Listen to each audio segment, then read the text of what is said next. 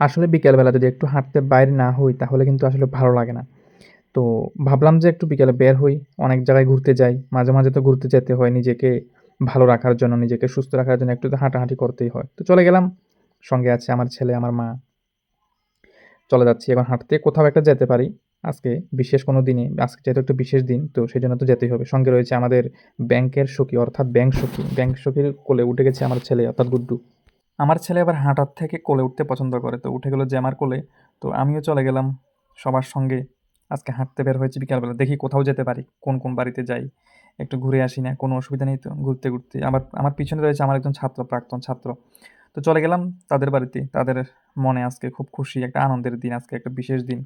তো বিশেষ দিনে সবার সঙ্গে দেখা করলাম, কথা বললাম। ভালো লাগলো।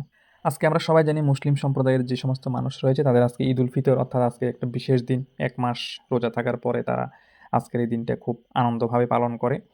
তো আমরা যেহেতু গ্রামের মানুষ, গ্রামে থাকি, একজন একজনের বাড়িতে যাই বিশেষ অনুষ্ঠানে, তাদের সঙ্গে দেখা হয়, কথা হয়। সর্বনাশ!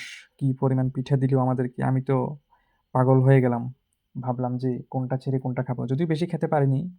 আ পেটের ভিতরে জায়গা ছিল না। তো যতটুকু পারছি খাইলাম আরকি। এই হচ্ছে সোজা কথা। এটা হচ্ছে ২ নাম্বার বাড়িতে গেলাম এরপরে। সবার সঙ্গে দেখা করলাম, কথা বললাম। আসলে ছোটবেলা থেকে যাদের সঙ্গে বড় হইলাম, যাদের সঙ্গে চললাম, যখন থেকে হাঁটতে শিখছি, তখন থেকে তাদের সঙ্গে পরিচয়। যাদের বাড়িতে যাই, তাদের মানে যাদের চোখের সামনে আমি আস্তে, আস্তে বড় হইলাম, এতটুকু বয়স হইল আমার। তো তাদের বাড়িতে না গেলে বা তাদের সঙ্গে মেলামেশা না করলে, কথা না বললে আসলে মানুষ হিসাবে পরিপূর্ণ মনে হয় না। আসলে আমি সবার সঙ্গে মিলেমিশে চলতে চাই। আসলে বাঁচমু কদিন কনছে? হুম? জীবনের অর্ধেক আয়ু কিন্তু পার করে দিছি। মানে অর্ধেক সময় কাটাইতেছি।